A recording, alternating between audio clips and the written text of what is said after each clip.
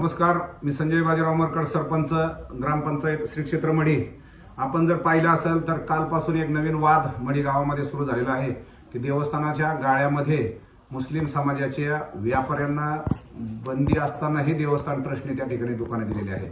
देवस्थानचं म्हणणं आहे की संजय मरकडनीच त्या ठिकाणी अध्यक्ष असताना त्यांना गाळे दिलेले आहेत. तुम्हाला एक सांगतो, मी ज्यावेळेस अध्यक्ष झालो त्यावेळेस लिलाव पद्धतीने त्या ठिकाणी गाळे केलेले असतील. त्यानंतर 2022 पासून मी देवस्थानचं अध्यक्षपद माझं काढून घेतल्यानंतर कुठलाही कारभार मी पाहत नव्हतो. आपण जर पाहिलं असेल तर हा स्टॅम्प पेपर आहे, त्याच्यावर तारीख जर पाहिली तर 7 ऑगस्ट 2025चा स्टॅम्प पेपर आहे, 2025चा.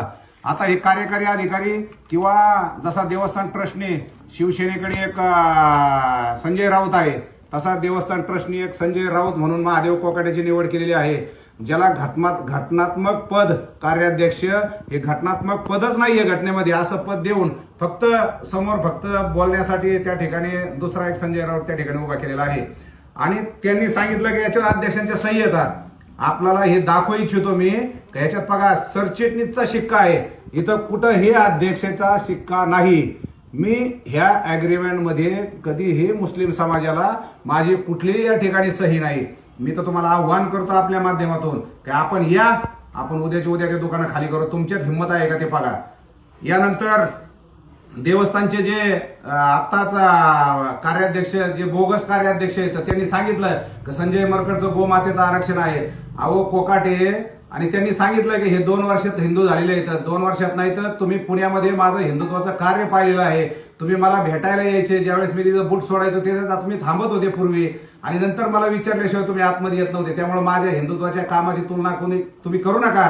तुम्हाला संघाने काम थांबवलेलं आहे. तुम्ही गैरप्रकारे किती माया गोळा केली आणि म्हणून तुम्हाला संघाने त्या ठिकाणी थांबवलेला आहे. तुम्हाला मी सांगू इच्छितो 721 जो गट 714 जो गट नंबर आहे, तो जेव्हापासून स्वातंत्र्य मिळालंय तेव्हापासून जर पेपर काढले तर स्वातंत्र्याने इंग्रजाच्या काळात जर काढले, 1862 एलिगेशन रिपोर्ट आहे, त्यात लहान मायबाची ती जागा आहे, कानिपनाथ देवस्थानची नाही. थोडा अभ्यास करीचा, धांदात गांजा पेल्यासारखं बोलत जाऊ नका.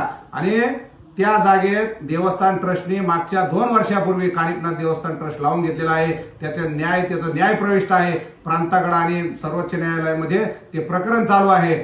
असं असताना आणि त्यांनी सांगितलं का गोशाळेचं अतिक्रमण आहे. अहो कोकाटे, 2010 साली ती जमीन वक्फ बोर्डाकडे गेलेली आहे, वक्फ बोर्डाकडे. याचं भान ठेवा. तुमच्या दम नाही दाढीवाल्या सगळं भाडायचा. तुम्ही फक्त आम्हीच कट्टर जे काम करणार आहेत, आमच्या हिंदू समाजामध्ये जे काम करणार आहेत त्यांच्या विरोधातच तुम्ही काड्या करण्याचं काम करणार.